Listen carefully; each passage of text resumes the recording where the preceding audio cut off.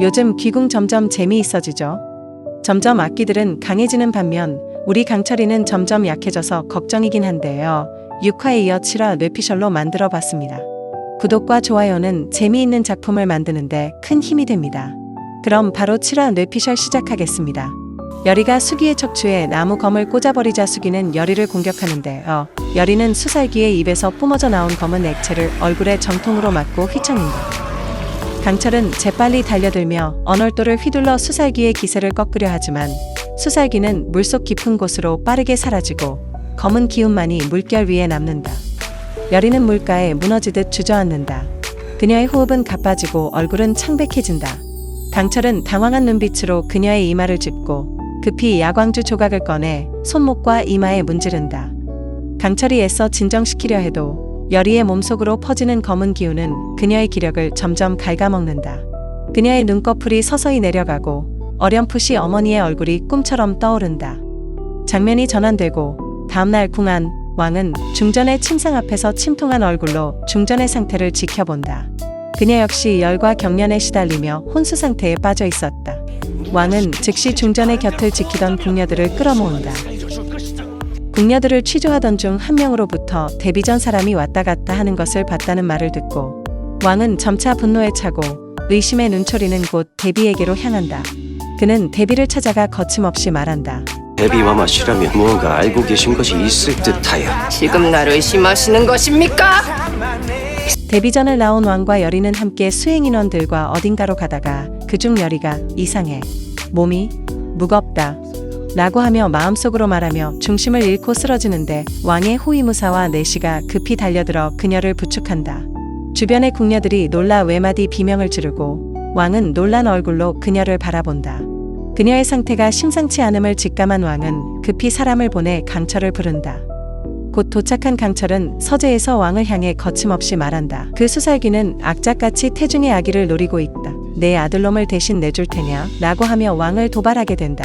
임금과 강철은 여리가 누워있는 방에서 살을 풀 방법에 대해 논하는데 강철은 살을 푸는 방법은 살을 쏜 귀신을 없애는 것뿐이라며 수기를 잡아야 한다고 말합니다. 이에 따라 왕과 강철은 병조판서 곽상충과 병사들을 데리고 수기의 흔적을 쫓아 나섭니다. 밤이 깊어가는 시각 왕과 강철이 말을 타고 앞장서고 그 뒤를 병조판서 곽상충과 군관 몇 명이 따릅니다. 겉으로는 수기를 추적하는 임무처럼 보이지만 강철은 등 뒤에서 느껴지는 기척에 의심을 품습니다. 왕이 먼저 묻습니다. 병조판서, 수기의 흔적이 이쪽이라 했소? 곽상충은 입꼬리를 올리며 대답합니다. 예, 전하. 분명 이 골짜기 안에 괴이한 기운이 감돌았습니다. 그러나 그곳은 병조판서 곽상충이 윤갑을 죽이기 위한 함정이었습니다. 그때 군관들이 칼자루를 움켜쥐고 강철을 향해 포위 진영을 짭니다. 왕도 그 안에 함께 갇히게 되고 곽상충이 입을 엽니다.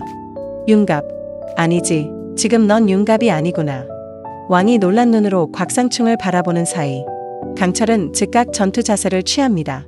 곽상충은 왕을 향해 말합니다. 이 자는 사람이 아닙니다. 이런 존재를 곁에 두는 건 왕실의 오점입니다. 강철은 조용히 중얼거립니다. 시간을 끌면 여리는 못 버틴다. 곽상충은 팔을 내저으며 명령합니다. 베어라. 군관들이 칼을 뽑아 들고 돌진합니다. 강철은 몸을 날려 왕을 감싸고 군관의 검이 그의 어깨와 옆구리를 스쳐갑니다. 그 순간 강철의 몸에서 낮게 진동하는 기운이 퍼져나가며 주변이 정적에 휩싸입니다. 그동안 아무리 큰 위기 속에서도 억눌렀던 강철의 본성이 흔들리기 시작합니다. 내가 참으려 했는데 말이지. 강철의 손끝에서 푸르른 회오리 기운이 뿜어져 나오고 병사들이 튕겨나갑니다. 곽상충은 뒷걸음질 치며 속삭입니다. 역시 인간이 아니었군. 그 순간 익숙한 목소리가 강철의 귓가를 스칩니다. 형, 결국 이렇게 되는 거야? 인간들이 형을 뭘로 보는데? 익살스럽고 조롱 섞인 그 목소리에 주인공은 비비였습니다. 나무 그림자 뒤에 서 있던 비비는 웃는 듯한 표정으로 강철을 바라보다가 이내 안개처럼 사라집니다.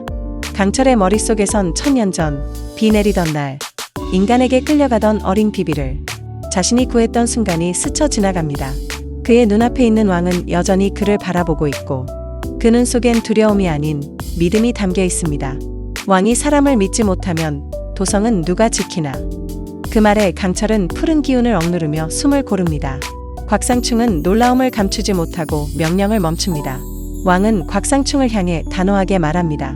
내가 곁에 둔 자는 이묵이든 사람이든 백성을 지키는 자다. 넌 그 자리를 빌미로 왕실을 갈라놓았다.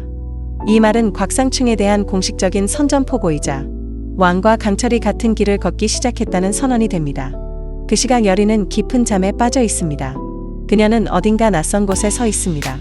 안개가 자욱한 숲속 희미한 빛 사이로 어머니의 목소리가 들려옵니다. 여리야, 이리 오렴. 무섭더라도 손을 놓지 말 거라. 여리는 안개 속을 헤매다 손을 내밀지만 잡히지 않습니다. 그리고 그녀의 앞에 나타나는 검은 그림자. 인간의 형상을 하고 있지만 형체는 흐릿하고 그림자의 눈이 붉게 번뜩이며 여리를 노려보고 그 순간 여리의 발밑이 무너지듯 꺼지며 공허한 공간으로 빠져듭니다. 떨어지는 와중에도 그녀는 어머니의 목소리를 붙잡으려 손을 뻗습니다. 숨이 막혀오고 주변의 공기는 차가운 절망처럼 여리를 조여옵니다. 그림자는 손을 뻗어 여리의 목을 감싸며 속삭입니다. 넌 이미 나의 것이다. 그 순간 멀리서 들려오는 또렷한 음성. 여리야, 이겨야 한다. 이건 내 싸움이야. 목소리는 분명 넙덕이었다. 한때는 여리를 금이야 오기야 키워줬지만 동시에 무속의 운명을 짊어지게 했던 외할머니.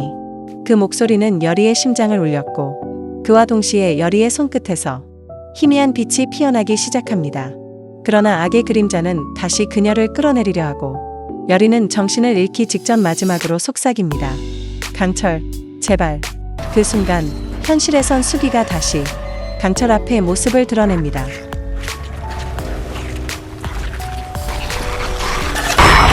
이로써 7화는 강철의 정체에 대한 갈등, 왕의 신뢰, 곽상충의 반역, 비비의 그림자, 그리고 여리의 미래에 대한 복선까지 담긴 긴장감 넘치는 전개였습니다. 다음 8화에선 여리의 의식 회복과 수기의 재등장, 그리고 데뷔와 왕 사이의 본격적인 충돌이 예상됩니다. 본방 사수는 필수! SBS 금요일과 토요일 오후 9시 55분, 그리고 넷플릭스에서도 보실 수 있습니다. 지금까지 시청해주셔서 감사합니다. 좋아요와 구독, 알림 설정까지 잊지 마시고 다음 회차 뇌피셜 영상도 기대해주세요.